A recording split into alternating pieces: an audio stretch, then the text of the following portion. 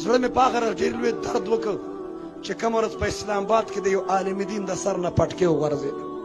او داسې په دې ځمکې یې راښکه په خپو کې یې راښکه او پټکې هغه ځای وغورځېدو د کوم ځای دروازه چې یو فاحشه ښځې په لتې باندې کولو کړې وه د هغه فاحشې دپاره پکړ دکړ نه و ستا په نوټس کې دا ولې راځي زړه مې درد وکړ خو روزانه 4-5 جلسې او دغه شان پټکي په سړېږي ما زه شکر دی پټکي غورځېدل نه دي الله دستار والا نور هم سیوا کوي انشاءالله الله دستار والا سیوا کوي الله پټکي والا الله سیوا کوي توجه د پټکي سنت دی وایي پټکي ما یو قاری صاحب ډېر ښکلې تلاوت وکړ ما ته قاری صاحب تلاوت ډېر مزېدار وکړ خو که دا پټکي دی وخه نو ډېره مزه به یې کوله ما ته یې څه فرض واجب خو نه دي سنت دي نه دي پکې درد نشه توجه د سنتو ویلیو دا ده چې نه دی پکې ووایم چې یو څیز سنت یې به نه کړو وایه که نه وایه که به نه کړو چې د یو څیز حکم د سنتو شو بیا به یې نه کوو نه به یې کوو ما ته څه فرض واجب خو نه دی سنت دی ما مې صبر وکړم ستاسو په کلي کې چې ماشوم پیدا شي په اومه ورځ ډاکټر نایله بوزی وایي د ماشوم څه چل دی ووایه څه چل دی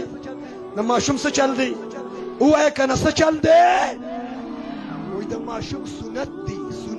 سنت ما چام داونه چې د ماشوم فرض دی فرض چام داونه وي چې د ماشوم واجب دی واجب ټول وی سنت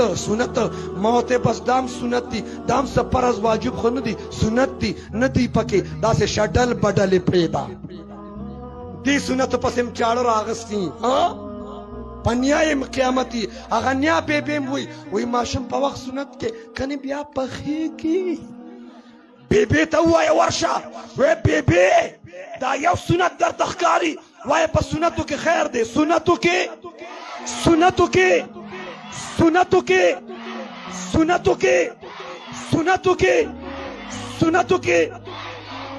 نسوار سنت دی که مسواک سنت دی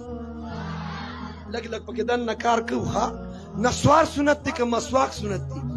او دا ته چې دا وایه چې پاکستان کې महंगाई ده زم وایم महंगाई ده ما ته یو کس وایي چې نئے پاکستان में पुराने पाकिस्तान में क्या फर्क है मैं पुराने पाकिस्तान में परिंदे उड़ते थे नए पाकिस्तान में पेट्रोल उड़ रहा है और अलहाज जी कदर जी वकार लायक सद एहतराम खान साहिब ने फरमाया है कि घबराना नहीं है बस ठीक है सब ने कहने घबराएंगे नहीं बोलो घबराएंगे